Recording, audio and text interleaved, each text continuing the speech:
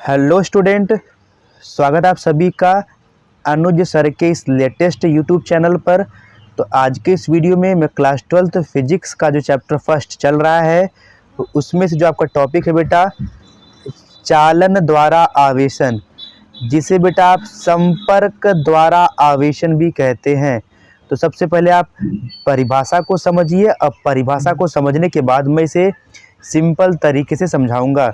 तो परिभाषा क्या कहता है स्टूडेंट कि जब किसी आवेशित चालक को हम कहाँ ले जाएंगे, किसी अनावेशित चालक के संपर्क में लाएंगे या लाया जाता है, तब दोनों चालकों पर समान प्रकृति का आवेश फैल जाता है, जिसे चालन या संपर्क द्वारा आवेशन कहते हैं। स्टूडेंट, परिभाषा के अकॉर्डिंग आप ध्यान से समझिएगा। अब परिभाषा क्या कहती है स्टूडेंट, यहाँ परिभाषा क्या कह रही है, ध्यान से सुनिएगा। ये परिभाषा कह रही है कि आपको क्या लेना है, एक आवेशित चालक लेना है और एक अनावेशित चालक लेना है। तो हमारे पास दो चालक हैं, ध्यान दीजिएगा स्टूडेंट, हमारे पास दो चालक हैं। ये जो चालक दिखाई दे रहा है, ये चालक आपका जो है बेटा वो क्या है, अनावेशित चालक है, मतलब इस पर कोई भी आवेश नहीं है। और ये जो दूसरा जो चालक है बेटा, इस पे आवेश है, कौन सा, प्लस का। जब इन दोनों आवेशों को पास लाएंगे, यहाँ देखिए, जब इन दोनों आवेशों को बेटा कहाँ लाएंगे, पास, तो पास लाएंगे तो जो आवेश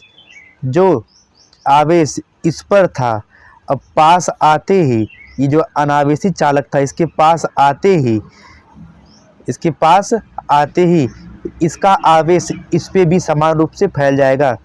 क्योंकि बेटा इस पे प्लस चार्ज था और इसके आने से इस पे भी जो है प्लस चार्ज फैल गया।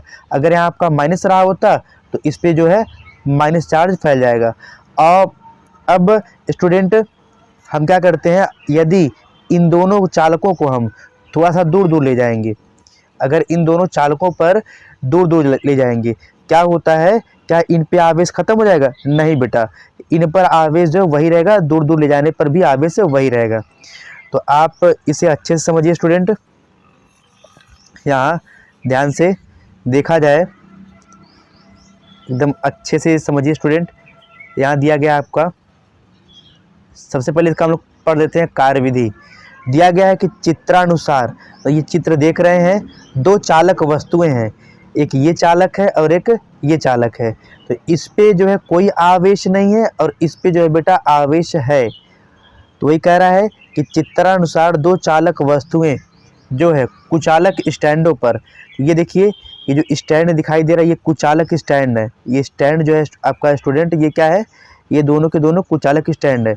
इस पर आवेश है और इस पे आवेश नहीं है बेटा, इसे आवेश रहित कहेंगे, और इस पर आवेश है, इसे आवेशित कहेंगे।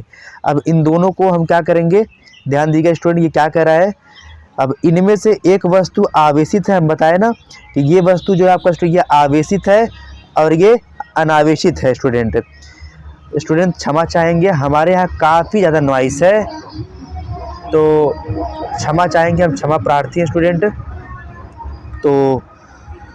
तो स्टूडेंट इनमें से एक वस्तु आवेशित है और दूसरी वस्तु जो है आवेशित नहीं है।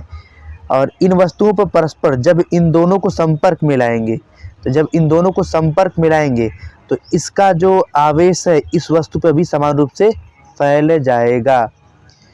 तो स्टूडेंट जब इस पे फैल जाएगा तो इन दोनों पे जो है प्रतिकर्षण बल अर्थात प्रतिकर्षण बल का आवेश उत्पन्न होने लगता है। तो आप देख सकते हैं कि दो चालक वस्तुएं कुचालक स्टैंडों पर स्थित हैं, इनमें से एक वस्तु आवेशित है और वहीं दूसरी वस्तु आवेशित नहीं है। इन वस्तुओं को जब हम संपर्क में लाएंगे तो प्रतिकर्षण के कारण दोनों वस्तुओं पर ये बढ़ जाते हैं, जिससे दोनों वस्तुएं समान प्रकृति के आवेश से आवेशित हो जाती हैं। तो आप देखिए स्टूडेंट, फिर से समझा दे रहे हैं। ये आपके पास चालक हैं, एक चालक ये है और एक चालक ये है। इस चालक पर आवेश है और इस चालक पर आवेश नहीं है, और इन दोनों का संपर्क किससे है, कुचालक स्टैंड से। ये कुचालक स्टैंड है।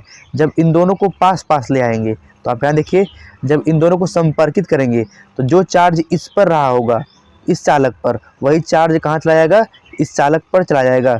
अब इन दोनों को जब से हम दूर कर देंगे, आप यहाँ देखिए इस डायग्राम में, दूर करने पे समान प्रकृति का आवेश दोनों चालकों पर उत्पन्न हो जाता है। इसे ही आप कहते हैं स्टूडेंट, क्या, चालन या संपर्क द्वारा आवेशन। तो डियर स्टूडेंट, उम्मीद करते हैं आप सभी को ये वीडियो लेक्चर बहुत ही सरल तरीके से समझ में आया होगा, और आप चाहें तो स्क्रीनशॉट ले सकते हैं। ये चालन द्वारा आवेशन है। अब इसके बाद इस डायग्राम का आप स्क्रीनशॉट ले लीजिए, इसका। फिर आगे थोड़ा सा स्क्रॉल करते हैं, फिर इसका स्टूडेंट।